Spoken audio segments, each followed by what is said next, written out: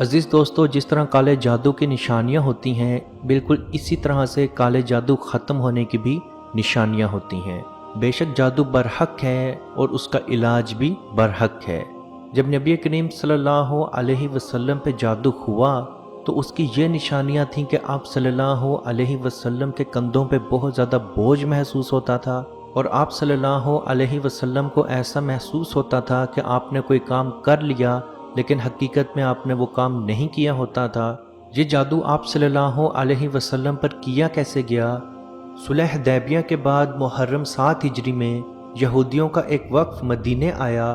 وہ ایک مشہور جادوگر سے ملاقات کرنے کے لیے گیا جس کا نام لبید ابن عاصم تھا، جو کہ انصار کے ایک قبیلے میں رہتا تھا۔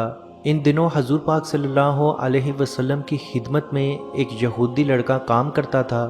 ان لوگوں نے اس بچے سے نبی کریم صلی اللہ علیہ وسلم کے کنگھی مبارک کے ٹکڑے اور کچھ بال بھی حاصل کر لیے، اور یہی کنگھی کے ٹکڑے اور بال مبارک لے کے وہ گروہ لبید ابن عاصم کی خدمت میں حاضر ہوا اور اس کو خوب سارے پیسے دیے اور نبی کریم صلی اللہ علیہ وسلم پہ جادو کرنے کے لیے کہا۔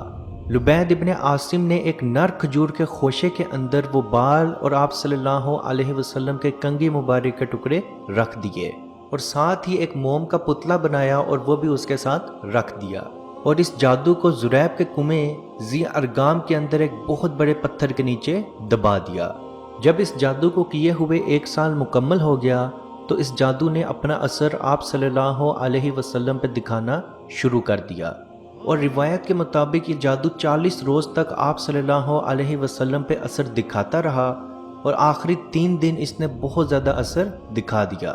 اما عائشہ رضی اللہ عنہا فرماتی ہیں کہ اللہ کے رسول صلی اللہ علیہ وسلم میرے گھر میں تشریف فرما تھے اور بستر پر بیٹھ کے اللہ سے دعا مانگ رہے تھے کہ اے اللہ میری بیماری مجھ سے دور فرما، اے اللہ میری بیماری مجھ سے دور فرما، اور یہی کہتے ہوئے سو گئے۔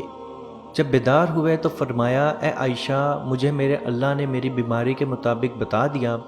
2 شخص میرے بستر کے قریب آئے، ایک میرے سرحانے کی طرف کھڑا ہو گیا اور ایک میرے پاؤں کے پاس کھڑا ہو گیا۔ دونوں آپس میں بات کرنا شروع ہو گئے۔ ایک نے دوسرے سے پوچھا اس کو کیا ہوا ہے، تو دوسرے نے جواب دیا اس پہ جادو ہے۔ پھر پہلے نے پوچھا یہ جادو کس نے کیا، تو دوسرے نے جواب دیا یہ جادو لبید ابن عاصم نے کیا۔ پھر سوال ہوا یہ جادو کس چیز پہ ہوا ہے، تو دوسرے نے جواب دیا کنگھی کے دانے اور بالوں کے اوپر ہوا ہے۔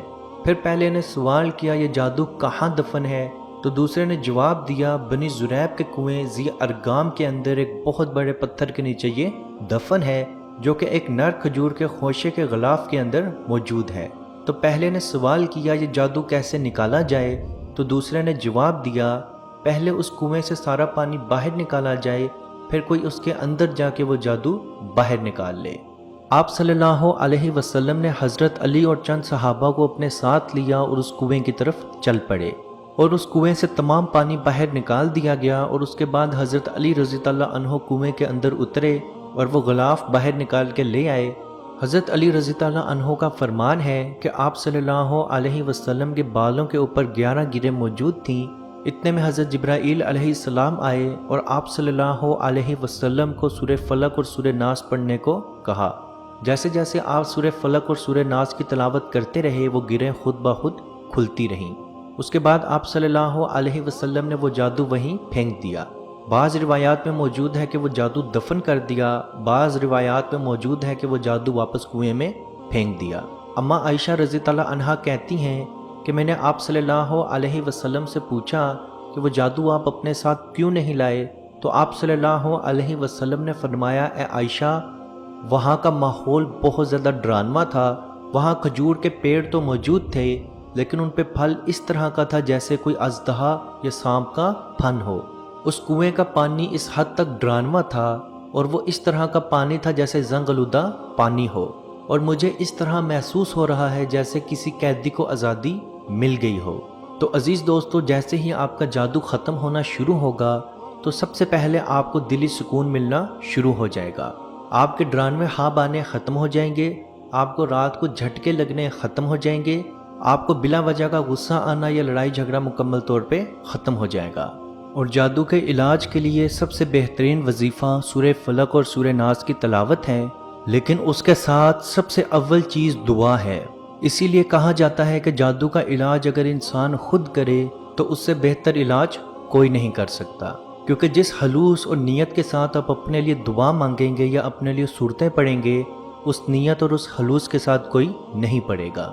تو سب سے پہلے اللہ پاک کے حضور دل سے دعا کریں کہ آپ کے اندر جو بھی بیماری یا مسئلہ ہے اللہ پاک مکمل طور پہ ختم کرے، اور اس کے ساتھ سورہ فلق اور سورہ ناس کی تلاوت شروع کر دیں۔ انشاءاللہ بحکم خدا آپ کا جادو مکمل طور پہ ختم ہو جائے گا، اور اس کو اپنی روز کی روٹین بنا لیں، یعنی رات سونے سے پہلے آیت الکرسی، سورہ بقرہ کی آخری 2 آیات، سورہ اخلاص، سورہ فلق اور سورہ ناس، ہر رات سونے سے پہلے یہ اپنے پہ دم ضرور کیا کریں۔ انشاءاللہ اللہ پاک ہر طرح کی بیماری سے، مصیبت سے آپ کو دور رکھے گا۔ اللہ پاک سے دعا ہے کہ ہم سب کو اپنے حفظ و ایمان میں رکھے، اور کشمیر کے بھائیوں پہ خصوصی رحم فرمائے اور ان کو آزادی کی نعمت عطا فرمائے۔ آمین۔ اللہ حافظ۔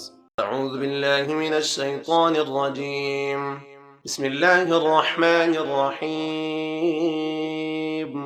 للہ ما فی السماوات وما فی الارض وَإِن تُبْدُوا مَا فِي أَنفُسِكُمْ أَوْ تُخْفُوهُ يُحَاسِبْكُم بِهِ اللَّهُ فَيَغْفِرُ لِمَن يَشَاءُ وَيُعَذِّبُ مَن يَشَاءُ وَاللَّهُ عَلَى كُلِّ شَيْءٍ قَدِيرٌ۔